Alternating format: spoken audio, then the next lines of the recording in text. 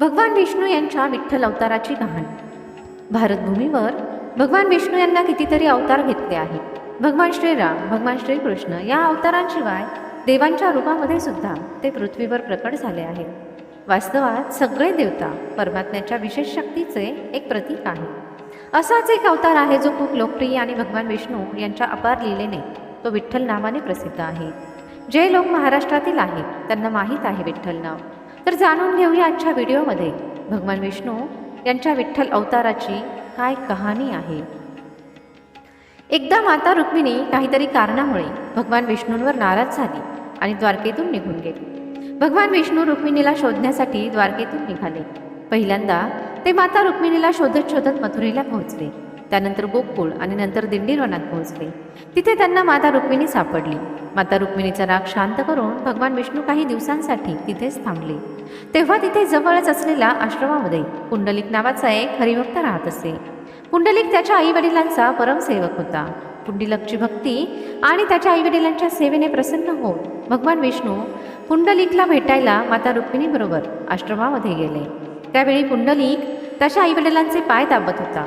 तेव्हा दारावर भगवान विष्णू देवी रुक्मिणींबरोबर प्रकट झाले आणि म्हणाले, आम्ही तुला भेटायला आलो आहे. पण पुंडलिक आईवडिलांची सेवा करत होता, त्यामुळे त्याने त्याच्याजवळ असलेली वीट देऊन देवांना वाट पाहायला लागली. भगवान विष्णू पुंडलिकची त्याच्या आईवडिलांप्रती असलेली भक्ती पाहून प्रसन्न झाले आणि पुंडलिकने दिलेल्या विटेवर उभे राहून पुंडलिकची वाट पाहू लागले. जेव्हा पुंडलिकने सेवा करणे थांबले, त्याने येऊन भगवान विष्णूंची क्षमा मागितली. तेव्हा भगवान विष्णू भक्त पुंडलिकची भक्ती पाहून प्रसन्न झाले आणि त्यांना वरदान मागायला सांगितले. तेव्हा पुंडलिकने भगवान विष्णूंना तिथेच थांबण्याची विनंती केली. आपल्या परमभक्ताची इच्छा पूर्ण करण्यासाठी भगवान विष्णूंनी त्याच विटेवर उभे राहून कमरेवर हात ठेवून प्रसन्न चेहऱ्याने अवतार घेतला. तेव्हापासून आजपर्यंत युगायुगापासून भगवान विष्णू त्याच विटेवर उभे आहेत आणि आपल्या भक्तांना दर्शन देतात. भगवान विठ्ठलाच्या पावनभूमीचे नाव पंढरपूर आहे.